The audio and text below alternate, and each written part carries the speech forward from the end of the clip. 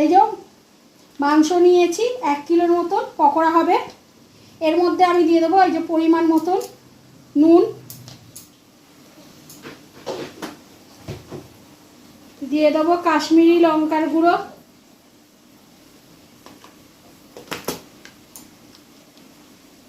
হলুদ গুঁড়ো, এই যে ধনে গুঁড়ো পরিমাণ মতন, এই যে গোলমরিচ গুঁড়ো, আর দিয়ে দেব এর মধ্যে গন্ধরাজ লেবুর রস। আপনারা গন্ধরাজ লেবুর রস দেবেন, তাতে করে খেতে হেভি টেস্ট হয়।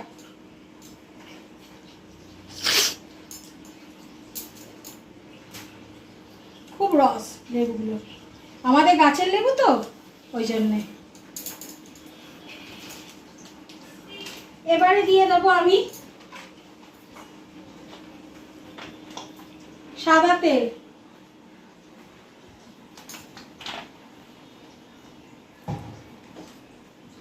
আর দিয়ে দেবো আমি আদা রসুন বাটা, শুকনো লঙ্কা এর সাথে বেটেছি ঝালের জন্যে।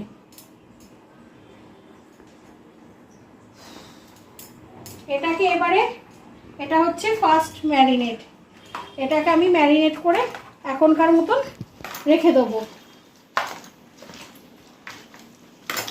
এটাকে আবারও আর একবার পরে ম্যারিনেট করব, সেটা আবার দেখাবো।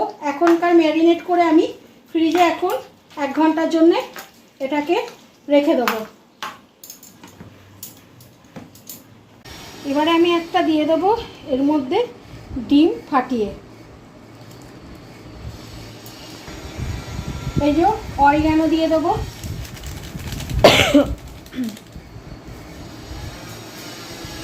আর দেব টেস্টের জন্যে সাদা নুন তো দিয়েছি, একটু ব্ল্যাক নুন দিয়ে দেবো।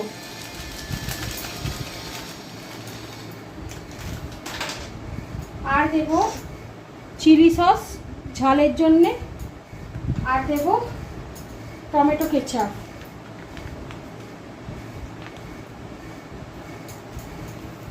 আর দিয়ে দেবো এর মধ্যে অ্যারারুট পরিমাণ মতো, আর সামান্য করে ময়দা দিয়ে দেবো, ময়দা দিয়ে দিলাম। এবার এটাকে ভালো করে আমি মেখে নেব।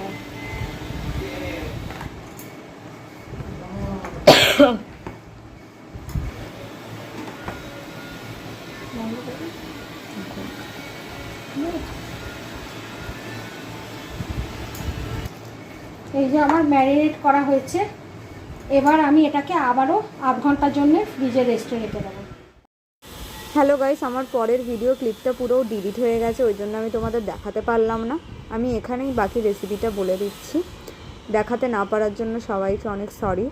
আচ্ছা, আমি চিকেন পকোড়াটা 8 ঘন্টার জন্য ম্যারিনেট করে ঢুকিয়ে দিয়েছিলাম ফ্রিজে, তারপর বের করে কড়াতে তেল গরম করতে দিয়েছি। তেলটা ভালো করে গরম হয়ে গেলে একে একে আমি চিকেন পকোড়াগুলোকে গরম তেলে ভালো করে ভেজে নেব।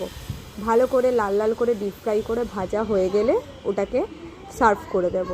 বাকি ভিডিওটা আমি দেখাতে পারলাম না, আমি যতটা মুখে বললাম ওটার ওপরই আমি বাকি রান্নাটা করেছি।